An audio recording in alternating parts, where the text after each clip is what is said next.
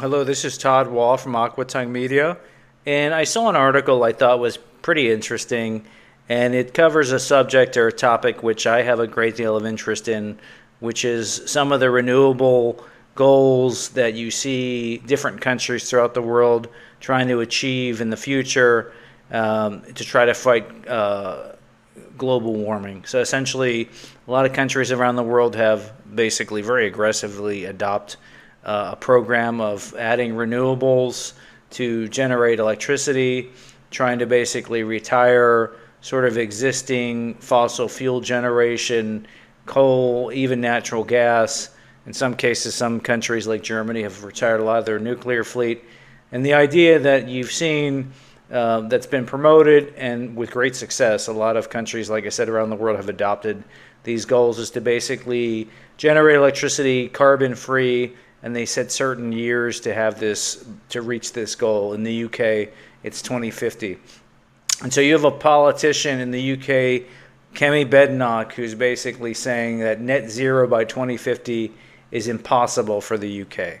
And so it's interesting. So the article begins, Kemi Badenoch has said it is impossible for the UK to meet its net zero target by 2050, a goal set by a previous Conservative government.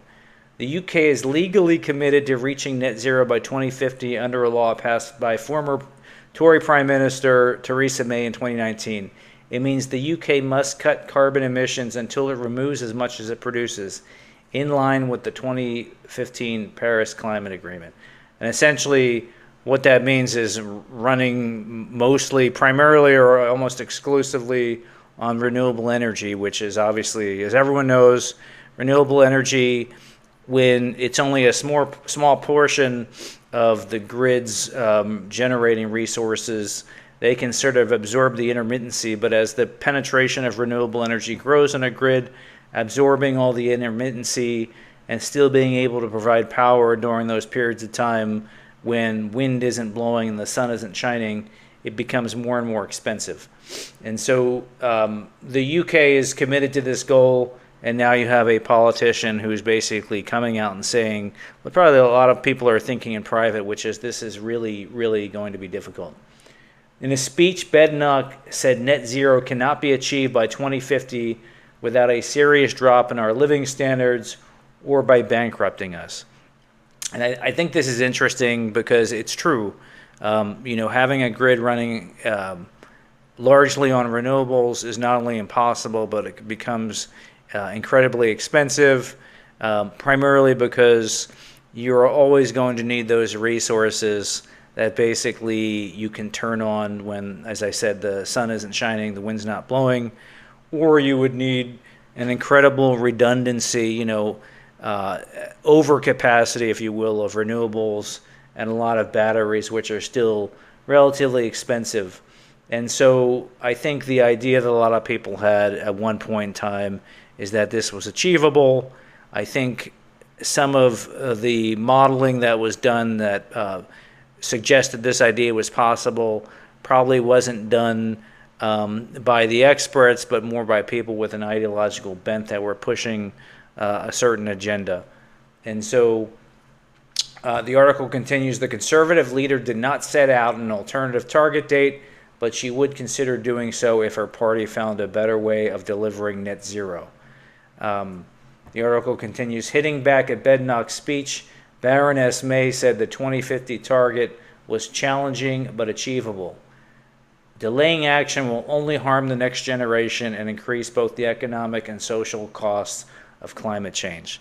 The real question here is the percentage of carbon emissions that the UK is responsible overall globally is very small. I think it's around 1%.